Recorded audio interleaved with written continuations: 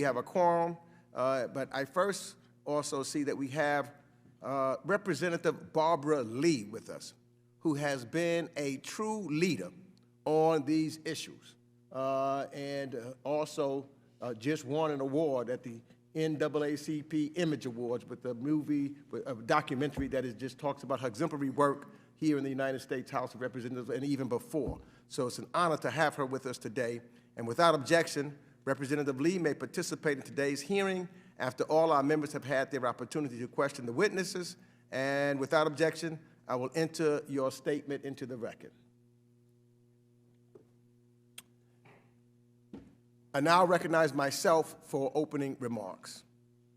It has been over 2 decades since the 2001 AUMF was signed into law that has remained on the books to authorize military force in countries far beyond its original purpose, to go after al-Qaeda and extinguish their capacity to conduct terrorist attacks. I voted for that AUMF. I represent Queens, New York. We watched in horror, as all Americans did, as the Twin Towers were attacked and fell.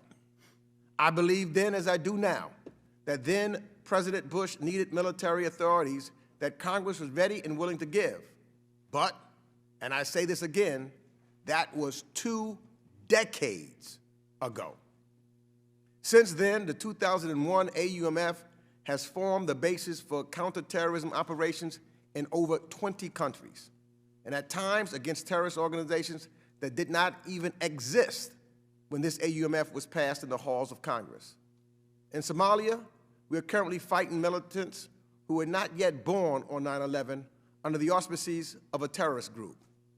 Al-Shabaab, that did not exist when 9/11 was perpetrated, with weapons systems that were not invented when 9/11 occurred.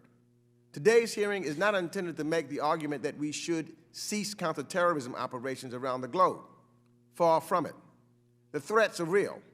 The purpose of this hearing is to assess how we must replace the 2001 AUMF so that Congress, which alone is granted the power to declare war, reasserts that constitutional duty and no longer allows a 2-decade-old authorization to provide a blank check to administration after administration for military operations seemingly anywhere around the globe. We must conduct this assessment deliberately, ensuring that a 2001 AUMF replacement specifies targets of military operations so it may not be used to legally justify actions outside of Congress's intent. Ideally, it should specify countries where operations can take place, and it must find ways to provide operational flexibility to address the amorphous threat that now state terrorist groups pose, while not allowing administrations to excessively add new entities without congressional action. And yes, as the constitutional demands of our legislative branch that will require Congress to be more involved in matters of war and peace than it has been in 2 decades since 2001 AUMF was passed. A revision of the 2001 AUMF will require sunset clauses or periodic requirements for reauthorization, so it will not be yet another 20 years before Congress is asked to fill its constitutional obligation. These changes will also require greater transparency.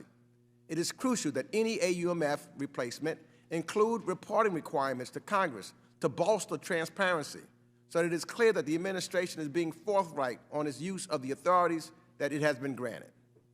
Deciding on matters of war and peace is never easy, but it is our gravest duty as members of Congress to do so. The difficulty of that duty is no excuse for abdicating our responsibility to the executive branch. An overly broad AUMF left on the books is ripe for abuse. This last week, we've seen President Putin's Russia, a nuclear power, launch an unprovoked invasion on Ukraine. We should all remain mindful of the seriousness of war and its tremendous cost. We have a president that has demonstrated the leadership to unite our allies in defiance of Russia's belligerence, imposing swift economic consequences, but also a president who has demonstrated the restraint not to engage our military in the way that risks sparking the next world war. What of the next president, or the one after that? What of the next emerging conflict? We owe it to our constituents to represent their voice on where and when military force should be exercised, and we owe it to our armed forces. So it is time for Congress to claim the war powers authority it was granted by the Constitution, but somehow we surrendered it. So I look forward to hearing from our witnesses about how we move forward together in legislating a replacement for the 2001 AUMF. We can do this, we should do this. It is our responsibility as members of Congress to make these very difficult and trying decisions. It is why we were elected, and we should not dodge it or give that responsibility away to anyone. I now recognize